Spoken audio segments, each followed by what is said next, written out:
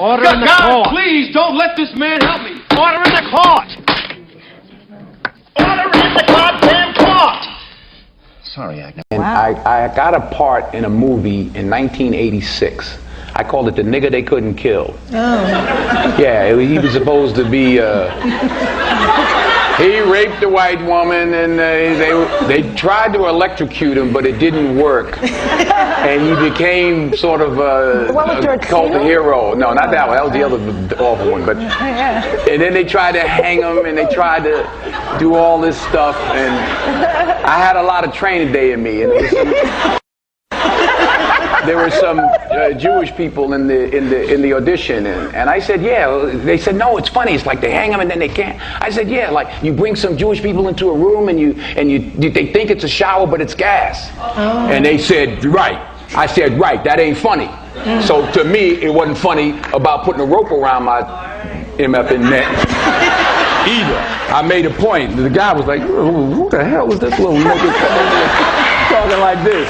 So anyway, make a long story long, I called Sidney, and I was sick because he told me to call him. If I said, man, they offered me $600,000 to play the nigga they couldn't kill. And he said, I'm not going to tell you what to do. He said, I'm not going to tell you that, Denzel. He says, but I can tell you this. The first 2 or 3 or 4 films you do in this business will dictate how you're perceived in this business. So you make a decision. You know, he didn't tell me what to do, and I'll give him credit for that. And I turned it down, and 6 months later, I got Cry Freedom and got an Oscar nomination. So it could have gone an entirely, you know, you never know. It could have gone, my whole career could have gone an entirely different way. Well, in a different way. Okay, Ms. Davis? And all the Jewish people now, just making a point. But I was dead serious about that because they were laughing. Like, oh no, it's funny. They electrocute him, and then I could just see the poster with me with a rope around my neck. You know, I just had dreams about it. Like, I have a question. That wacky guy they tried to kill. The landscape of America teaches us just as much, if not more, than our history books. It displays who and what we choose to honor. It also shows who and what we choose to forget. But in a very similar way to our history books, they tell the stories through a colonizer's eye, a very Eurocentric viewpoint, which can leave non-Europeans feeling ostracized, confused, or dumbfounded. Well, recent disturbing news led me directly to the statue that we're going to see today. We're taking a trip to Dearborn, Michigan. Let's go.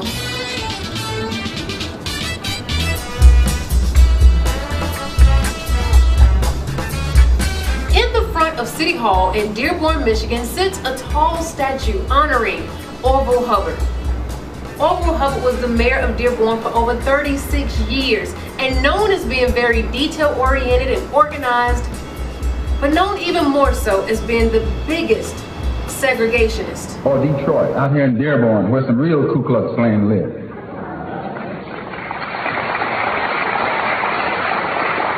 I know Dearborn, you know, I'm from Detroit. I used to live out here in Inkster.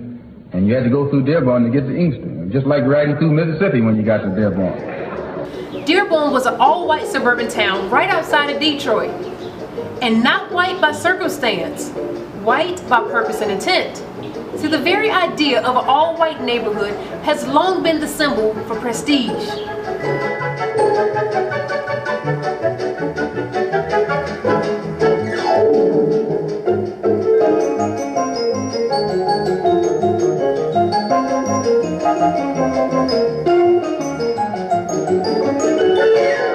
Up until 1948, American law stood behind Orville's racist actions by prohibiting blacks from buying property in white neighborhoods. The law was changed, but the tactic to prevent blacks from taking up residence were not. Tactic number 1. Orville Hubbard fought against rental housing developments that would attract blacks to Dearborn with the slogan, "Keep Negroes out of Dearborn."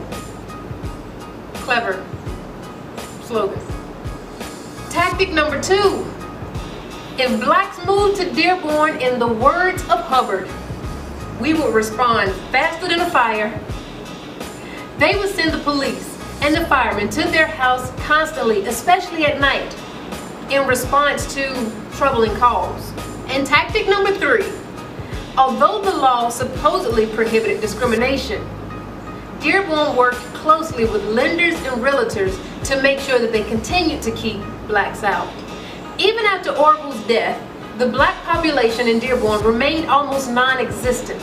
And to further segregate, Dearborn residents voted yes to a resolution that would keep city parks off limits to non-residents. See, I'm not singling out Dearborn as if this was the only town that operated like this. There were hundreds of towns all across the U.S. Even beyond preventing blacks from taking up residency, they were not permitted in the town beyond sunset, thus gaining the name sundown towns. Some towns even went as far as posting a sign right outside their city limits stating, "Don't let the sun set on you here." Even black travelers not wanting trouble when passing through these towns was equipped with a handbook. The traveling guide provided locations that were acceptable for blacks to stop. Often when people reflect on history, they view it as isolated stories. But I beg to differ. History and the present, it's very interdependent. Although we no longer see signs stating an all-white neighborhood, the mentality hasn't changed. Many parts of America still operate in the same manner as Orville Hubbard. This is the 911 call that sparked a major case of mistaken identity. I've seen some suspicious person walking around in my neighbor's yard. There was a black kid with, looks like dreadlocks. He walked down beside the house and looked like he never walked in the house. Okay, all right, we'll get someone to check it out. It was like, put your hands on the door. I was like, for what? I was like, this is my house. When this teenage boy who was carrying nothing but soda and Skittles was shot and killed by a neighborhood watch captain. Because you're accusing him. Just because he's black doesn't mean he's here to rob a house. See, recent news continue to show that the mindset of America has changed very little from that of Orville Hubbard or so many other small towns. But even more disturbing than a statue of a segregation is still standing as a symbol of honor representing the hypocrisy in America is blacks buying into the same mentality. More blacks feel privilege and prestige for being one of the few that fight to live and be accepted in an all-white neighborhood, and they wear it as a badge of honor. It's an example of seeing the world through a colonizer's eye, a very Eurocentric view, which means no matter the reality, you will view living amongst your own race as bad, which means you too will begin to feel that a high percentage of blacks moving into your neighborhood will cause you to relocate. So although we can't yank this statue down, and we can't change the mentality of the towns that still operate in the same manner, we can change our mentality. Explain to your kids the history so that they can understand the root of the mentality in America. Because when they understand that, they can better understand why they see what they see in the news, on television. And as for the prestigious one with the badge of honor, I challenge you to simply rethink what you were taught. That's it. No matter where you move, no matter where you live, rethink what you were taught.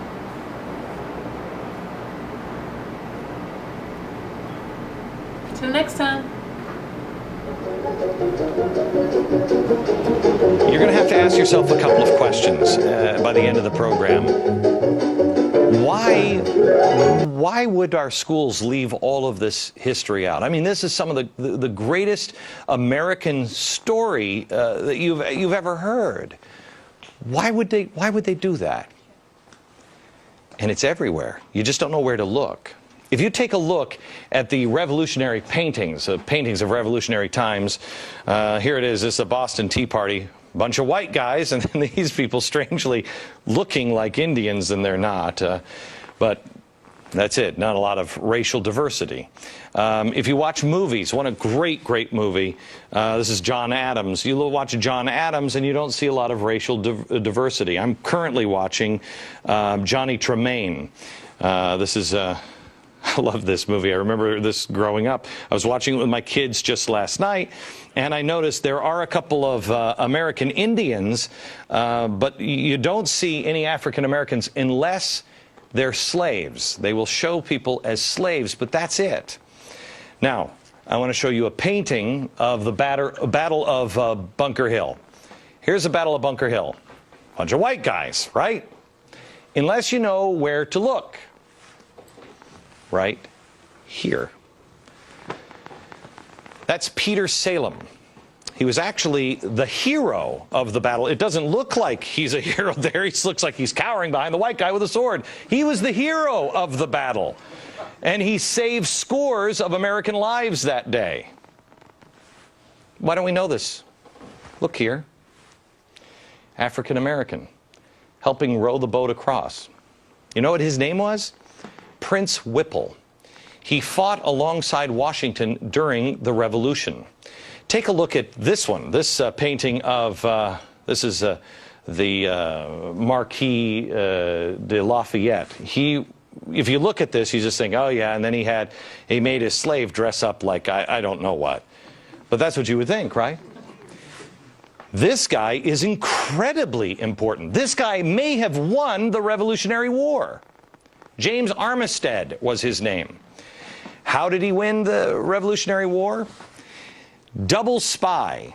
I'm going to let David tell the story here in a minute, but basically the Brits thought that he was spying for them, but he was spying for General Washington. He'd give the Brits bad intel and reveal the good critical information to General Washington. Did you know this story? Why? I'm so tired of people saying, well, it was just the white people, white people, white people. No. No. Why are we intentionally leaving others out? There are black founders. Human history. If I ask the audience, when did America have its first African-American judge? What year would you say? Anybody? Take a guess. Judge. 1860s? Anybody? 1770. Amy, is that just a wild guess? No, not. I wasn't sure exactly, but I think it's about 1770. Tell me. 1768. Wentworth Cheswell, New Hampshire, elected to office in New Hampshire. He was reelected for the next 49 years, held 8 different political positions. Really cool story about him is we all know that Paul Revere made his midnight ride. We also know he wasn't the only guy riding that night. Another guy riding, Wentworth Cheswell, black and white riding. Now, how is it possible? Did you know that we had an African-American ride to say the British are coming, the British are coming? Amy did. Amy did. Anybody else besides Amy know that? 2, 3. Okay, 3 people in the audience. Now, the white guy with the sword is Thomas Grosvenor. So you have Thomas Grosvenor and you have Peter Salem, black and white fighting side by side, but Peter is definitely the hero that day. 1817, this painting is done, and all the way up until the 1980s, we knew that that was Peter Salem, the hero of Bunker Hill. 1980s, the professors got together and said, oh, no, that's not Peter Salem. We think that that's Grosvenor's slave is who that is. It's not Peter Salem. Oh, you're kidding. No, in the 80s, they changed that from Peter Salem to Grosvenor's slave, Asaba. And that's what they say, oh, no, it's not Peter, it's Asaba, Grosvenor, it's his slave. How come the guy who painted it and the guy who was there and the guy who saw it and painted what he saw had him as Peter Salem, and now we've all convinced, oh no, it's a slave. Because first, one thing that I think is missing in America, and it is the key to America, has been the difference between individual rights and collective rights, and this man articulated that. In a speech entitled Our Composite Nationality, Frederick Douglass said, I know of no rights of color superior to the rights of humanity. He thought the worst thing that could happen for blacks after the Civil War was to treat them as exceptions in the law. And so today, with the discursive logjam that we have over things like affirmative action and group rights, and the only thing that you get from government is if you ally with others who look like you or somehow are categorized like you. This goes into your theory that this is why this is not being taught, because you can't play the victim card. If you don't... It goes against the traditional victim narrative. After the Civil War, the history was actually written by the losers. That's the one time in history where the losers wrote the history. That's exactly right. Really interesting perspective. That's exactly right. All right, David, explain quickly. Let's go through these people. Let's go through these. This guy right here, this is Lemuel Haynes. Lemuel Haynes is a soldier in the American Revolution. He's a black preacher. He's the first black preacher ordained in America that was a pastor of a white congregation in Vermont, Massachusetts, New York, several places. A black professor in black a preacher, white... That's right, in a white church. Yeah, black minister. Black minister in a white church in 4 different states. He was ordained in the Congregationalist denomination in 1785. He's the first black to receive a master's degree in America. He got that in 1804 from Middlebury College. So Lemuel Haynes, every year on Washington's birthday, he preached a special sermon about George Washington, his commander-in-chief, in all of his churches where he was. Unbelievable. So we don't hear about Lemuel Haynes. This is Benjamin Banneker. I think he's the most brilliant scientist in American history. This guy, unbelievable what he did. He's the guy more so than Franklin? I would put Franklin and Banneker almost equal. Now, Franklin did a lot of inventions. This guy one time took a pocket watch. He taught himself how to read. He taught himself science. He wrote an almanac that 10 years ahead he was able to predict to the minute solar eclipses, lunar eclipses, 10 years before they happened. I mean, by watching the motion through a telescope, unbelievable what the guy did. He once took the back off a pocket watch, saw how it worked, went home and carved a wooden clock with all the gears, mainspring, and it was accurate to within 1 minute a year. A wooden clock the guy did. Cow. He's the guy who laid out Washington, D.C. He's the surveyor who did all that. He's a brilliant mathematician. Jefferson gave him... Never knew this. No. Jefferson gave him his example to France, said, hey, you guys in France think that blacks are inferior? Here's Benjamin Banneker. Okay, first, representatives, I asked, when did we have our first black Speaker of the House? When did we have the first Speaker of the House? 1789. When did we have our first black Speaker of the House? I bet most people would say never. Never, except it was right here. Joseph Hayne Rainey. Joseph Hayne Rainey of South Carolina is first black to preside over the House of Representatives. These are the first 7 blacks elected to Congress. You have here Senator Hiram Rhodes Revels, the first black U.S. senator elected. He was a minister of the gospel. He was a missionary. He worked with Frederick Douglass. He recruited 3 regiments of black soldiers in the Civil War, and he was a missionary to slaves in the South. You have here Benjamin Turner, Josiah Wall, this guy right here is really cool. Robert Brown Elliott is probably the most brilliant guy of that era. He actually took on the vice president of the Confederacy in a debate on the floor and just tore his head off. The racist Alexander Stephens. It was a great debate. When did we turn? Were these guys proud Americans, or did they say this is the epitome of what we were just talking about. These were individual guys. Half of these guys taught themselves to read. Half of these guys were slaves, and 5 years later they're sitting in Congress. And as slaves, it was a capital offense to learn to read. So these guys in 5 years, and I'll guarantee you read their speeches and records of Congress, you better have a dictionary and a thesaurus in both hands because you want to understand the language that it is so brilliant what these guys did. But were they there to say the white man is bad and the America is bad? No. And I've been collecting little pencils like this. I've seen alligators on jars. I've seen alligator ashtrays, and I've seen them depicted with kids in it. And I was wondering why the children would be there. As a matter of fact, this particular pencil sharpener, this is a pencil sharpener or a pencil holder with a black head of a baby sitting out of its mouth. I didn't pay any attention. I have been collecting for quite a few years, and I have the posters and things like that about different things. And then one day I was down in Florida.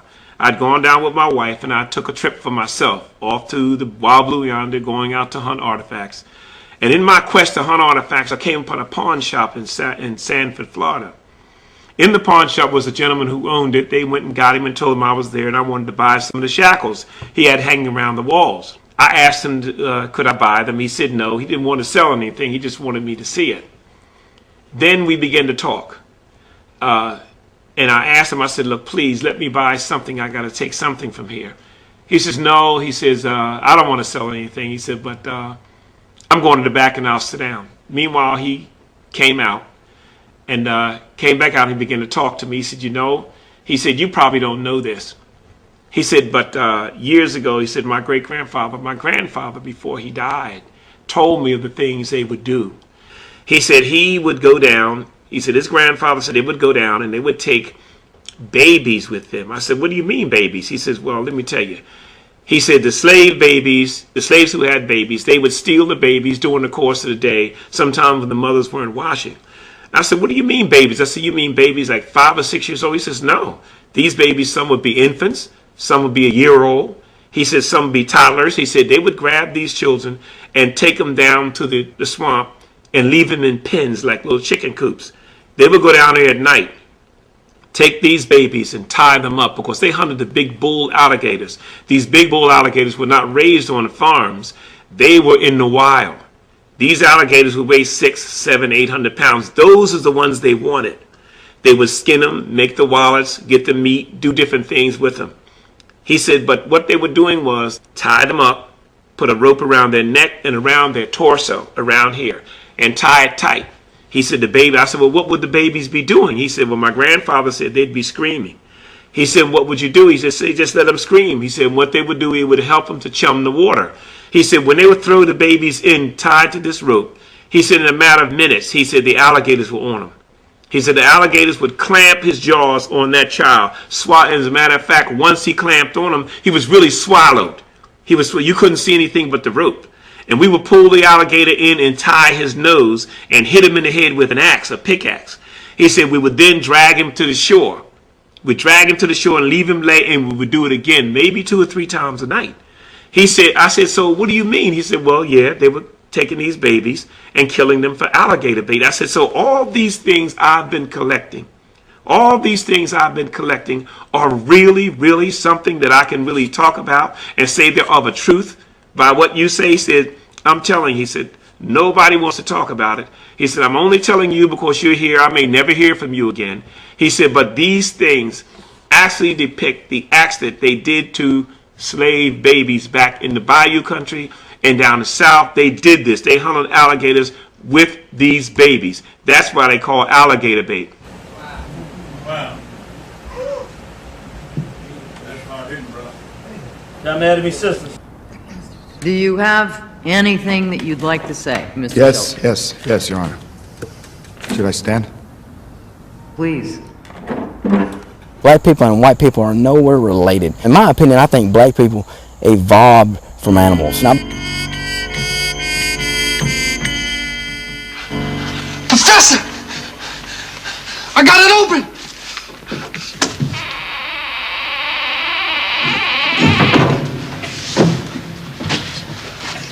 Good heavens, man! Great Scott, we've discovered the fountain of all knowledge of Egypt in the entire world. Do you realize the importance of this moment, Smedley? Yes, I do. Do you see the brilliance, the untold years? I see it, sir. This is medicine! Thank you so much. Thank you, sir. You slave. Look! What is this? See. Says, cannot. This is the elixir of life, sir. The elixir of life? The cure for all diseases. Wait. See here. Wait, there's an inscription on the bottom. Give it to me. Give it. Open at other end. Lumix.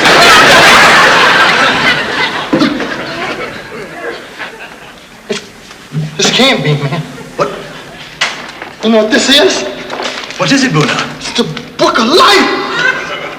Book of Life. In the beginning, when man arrived on Earth, the black gods did leave their spacecraft, and they walked, and they named the beasts of the sea and the animals of the land. Heavens. And man in his blackness did walk the earth, making medicine.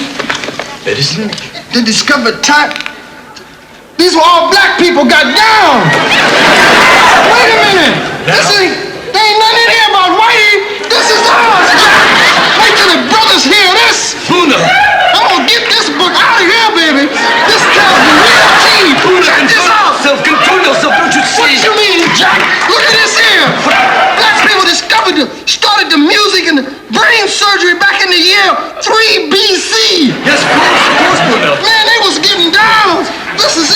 Everybody gonna know about this.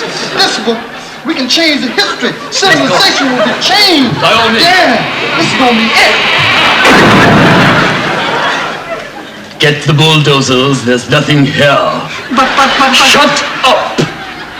Good heavens, time for tea, eh? What?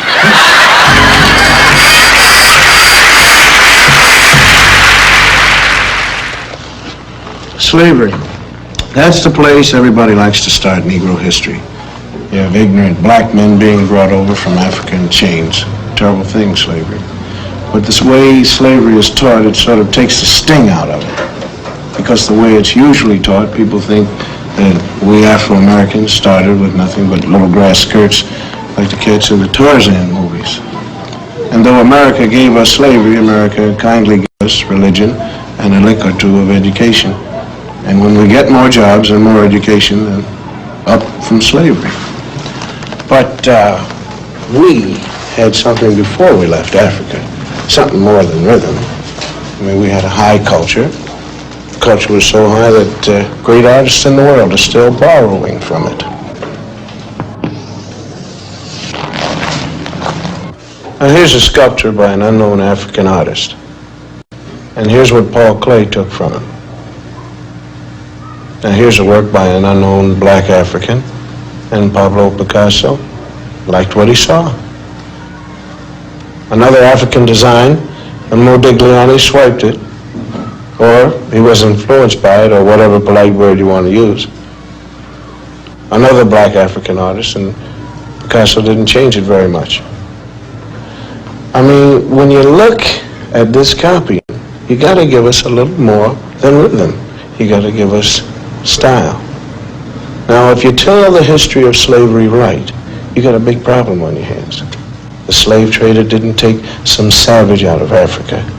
He took a human being.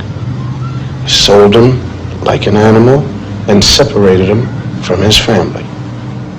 America invented the cruelest slavery in the history of the world because it broke up black families. After slavery was over, America kept breaking up the black man's family. And that's some awful history to teach. Now, if you want to look history right straight in the eye, you're going to get a black eye. Because it isn't important whether a few black heroes got lost or stolen or strayed in America's history textbooks.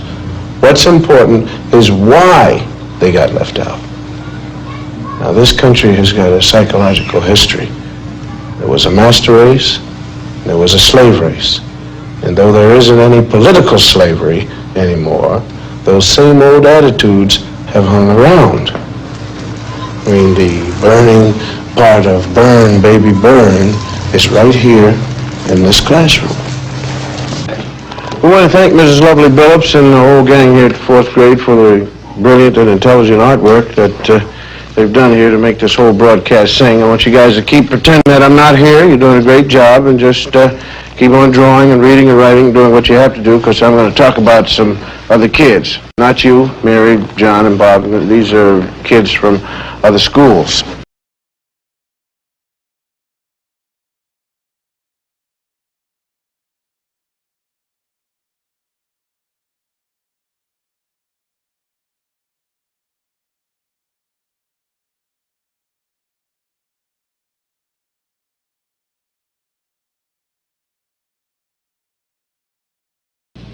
Ask a secure child to draw a tree, and he's likely to draw a bountiful, spreading tree. A black child drew this tree, cut off in its growth, stark, bare, ungratified. It works the same way with drawings of people. Normal children, average drawings. The mood is happy, the child feels capable, the drawings are complete, and the arms are developed to emphasize strength. These children were old enough to draw complete figures. The significant fact is what they left out: arms, hands. A child may sense that a situation in life is so powerless that he himself is equivalent to an armless man. My own study reveals that armless people appear 3 times more frequently in the drawings by black children than those by white. The faceless beings suggest that these youngsters not only feel themselves to be less than they might be, they don't even feel themselves to be. The black child who is forced to live in a hostile world may disappear in self-defense. The thing is going to take care of itself. But there is a scar of history running right through kids as young as these. It tears you up if you know how to look at drawings kids make, because kids shouldn't know much about history and anything about discrimination. I mean, nobody hates little black kids, but why do some of them cause so much trouble? And if you ask black and white children to draw themselves, or trees, or houses, some strange things happen. We asked some ordinary white kids from ordinary families to make some drawings. I'm not going to be much longer with y'all. Like, well, let's call him John. John's white, and we asked him to draw himself. We need to move beyond John. color. I'm not about that, but y'all raised it. Then we asked a black kid. If you started, I'll call him Ralph to do the same thing. Don't start nothing. This is Ralph's drawing of himself. This is his tree. Now, why should two kids of the same age we draw got a so problem. differently? Black people got a problem. Now, we can move to color blindness and always look at the man by the content of his character, never the color of his skin. I'm down for that. You get my vote. Yay and amen. I'm for that. But before we get there, we need to hear some truth. Black people and white folk. Black people got a problem. And it's a God problem. When black people see the world, I don't care. You can train them. You can train a black man to be a physician. You can train him to be an astrophysicist. You can train him to be a lawyer, but you can't train him to understand the world. He doesn't know. I'm telling you.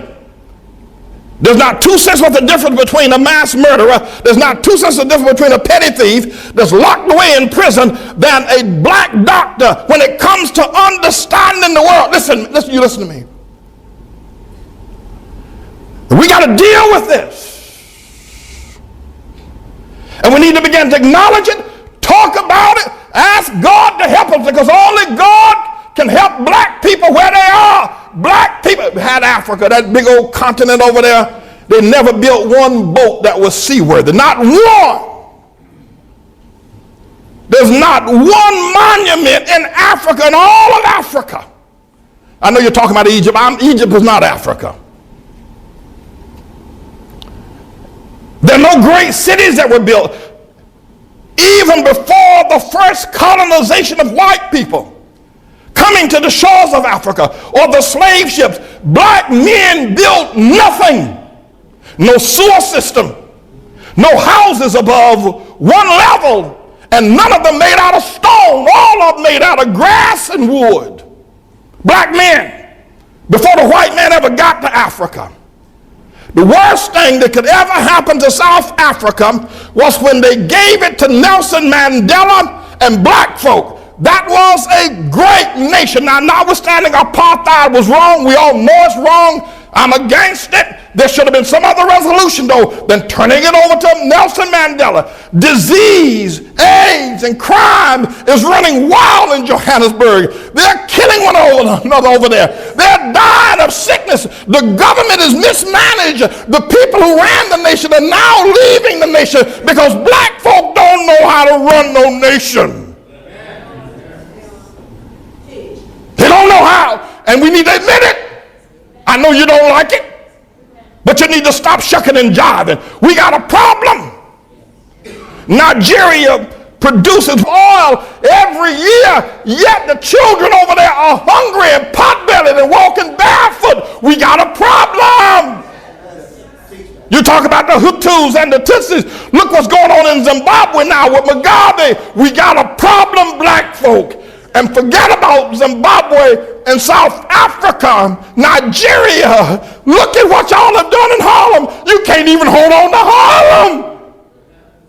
We got a problem. Black folk don't understand the world. You can get mad with me all you want. You can say what you, but you can't prove me wrong. Now, I'm not saying this because I hate black folk.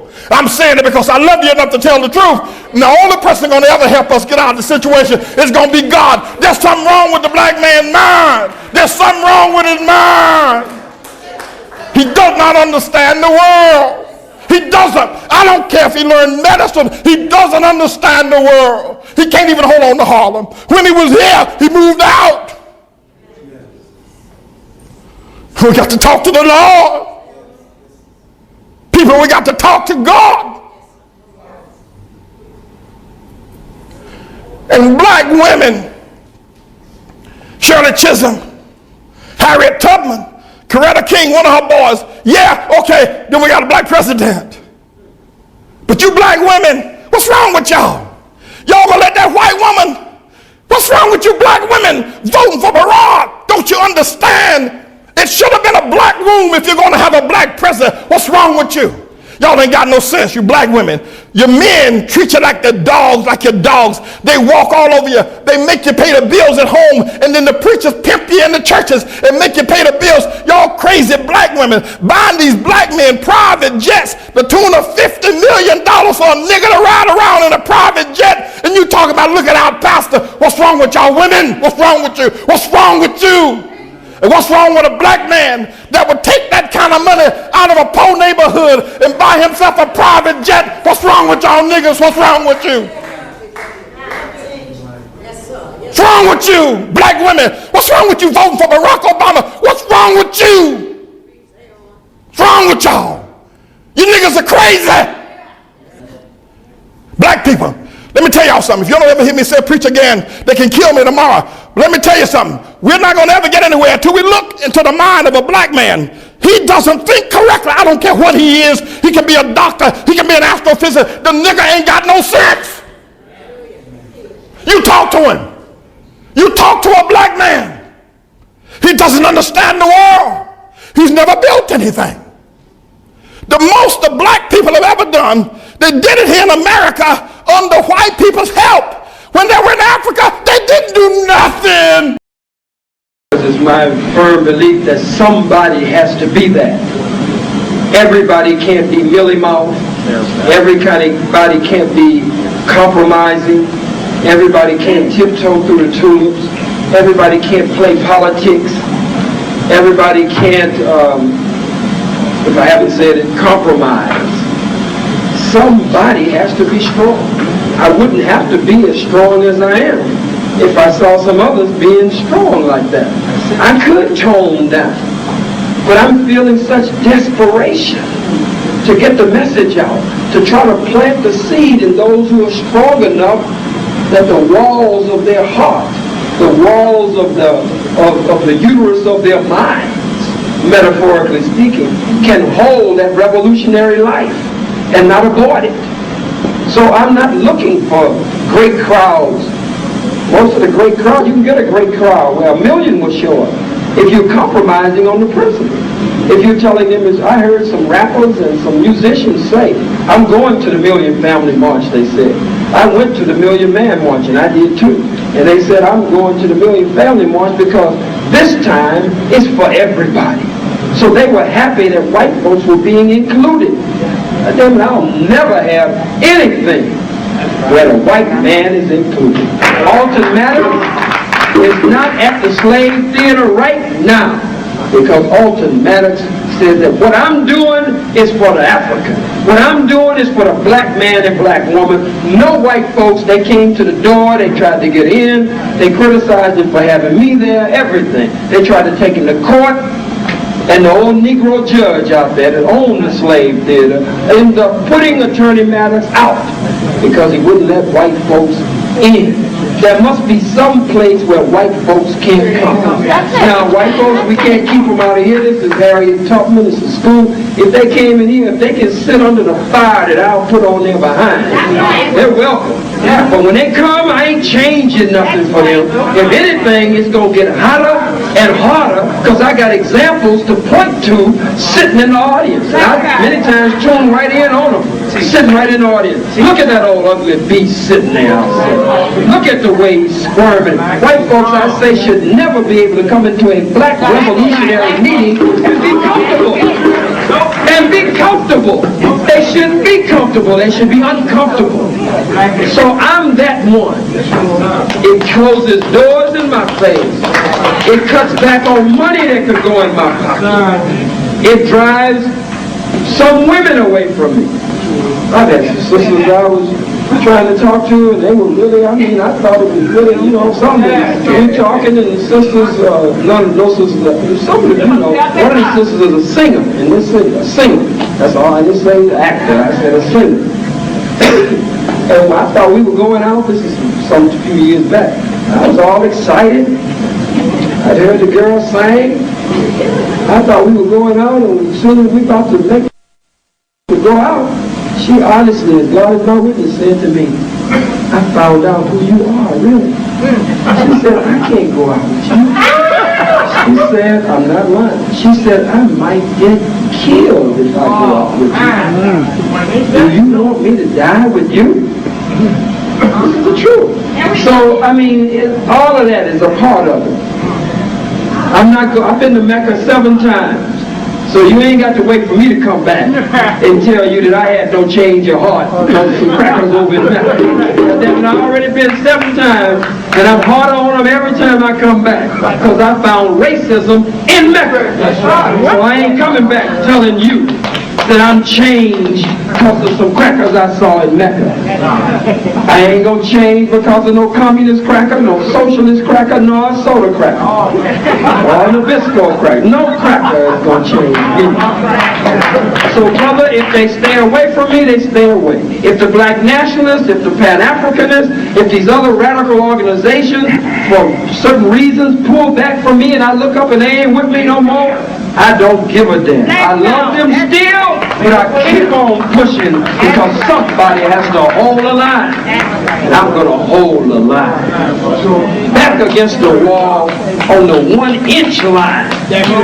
I'm holding the line. Go down's down and I'm still holding the line. You ain't going in, cracker. You're not going in. Somebody has to do that. I'm comfortable uncompromising. I understand I'm not going to be invited to this or that or the other. Somebody has to do it. And your children and your children's children will build on the legacy of the uncompromising legacy that I leave. Watch that. And some of them will condemn you for being around and being such damn cowards. Your own children will condemn you. You were with him? What did he say wrong? Well, there was the manner in which he said. There's no manner to fight an enemy like this. You fight it with everything you got. Malcolm said, you want to know when your enemy will understand that you want to be free? I'm paraphrasing him. He said, your enemy will understand that you want to be free when your enemy knows that you're willing to do anything to be free. Anything to be free. God damn it, you won't even talk to be free.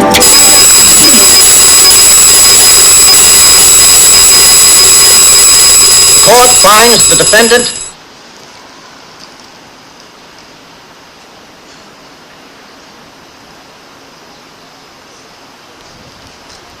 at this point, after you've seen all the evidence, after you've seen all the footage and explanation, if you do not get the point, I want to make it perfectly clear. I can care less about white people. And the point is, I can care less about white people. In this time of 2015, there's still movies being produced like The Gods of Egypt with 100% pale face cast. The palest of the pale face. So not even pale face, the palest. In a tropical land or a sunland. Followed up with another movie about Egypt with a cast of nothing but the palest of the pale face. It's not my business to give 2 shits about white people. In this time of 2015, movies are being made. Tarzan. They're still promoting Tarzan. a white man as the ruler of Africa. Maybe it's true, white people do rule Africa. But the fact that they can still push this type of garbage, I don't have to give two shits about white people. Now I want to talk about you false flagging black folks. Just because you give white people an attitude don't mean nothing. Attitude without action, then shut the fuck up, nigga.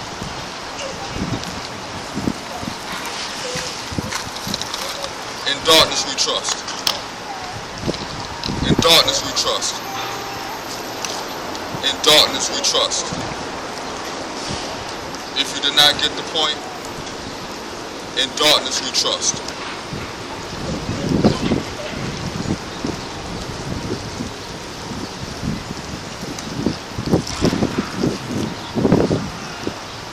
Yes, my thing is if what he's saying is not true, let's bring somebody forward to prove him to be a liar.